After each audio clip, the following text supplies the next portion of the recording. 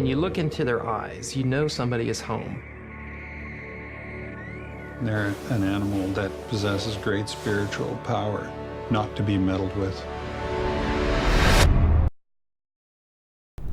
SeaWorld, first opening in 1960, got their first orca in 1973 by sourcing contractors off the Pacific coast of the country. From there, they've opened up 2 more parks, SeaWorld San Diego and SeaWorld San Antonio, and from there, they've expanded their orca populations. So collapsed dorsal fins occur at a rate of 25% for all the orcas among the SeaWorld conglomerates, as in the wild where they occur at 1%. These collapsed dorsal fins occur from stress that orcas are exposed to as young calves and can be seen all through the parks. The orcas at SeaWorld also happen to be missing various sets of teeth. This occurs because the orcas bite on the glass panels of their stadium due to stress, and from this they get gum diseases, which eventually lead to them losing their wonderful orca teeth.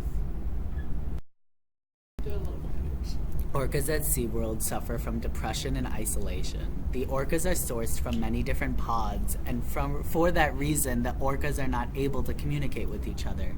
The orcas will even cry in some of these situations. Because of this, SeaWorld will even give Xanax and Valium to their orcas. Killer whales are not inherently violent creatures. Killer whales were named killer whales because fishermen observed them eating fish instead of krill, unlike other whales. Killer whales fight in captivity, but have not been known to fight or engage in violence with each other in the wild. Dawn Branchow was a trainer at SeaWorld Orlando, and she was dragged under for a minute plus and killed by Tilikum, an orca who's still at the park. Other trainers, such as John Hargrove and Ken Peters, have also been involved in violent episodes where orcas have lashed out towards trainers. Killing. Ken Peters, an experienced trainer, is swimming with a 5,000-pound female named Kasatka, an animal he's worked with for years. With no apparent warning, the killer whale grabs his feet and pulls him underwater for close to a minute. Then it brings him to the surface where the trainer pets the whale, tries to calm it, only to be yanked down again. We propose that SeaWorld end its Shamu shows and that this does not shut down the park, but that the orcas are further used for research and as a viewing object for the guests who come to the SeaWorld parks.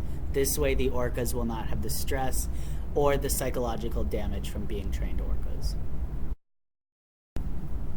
So what we also propose is that SeaWorld give better living conditions to its orcas. This way we can prevent things such as collapsed dorsal fins, gum diseases, and this can also be shown in one example where a French park had so much chlorine in their tanks that the skin actually peeled off of the orcas.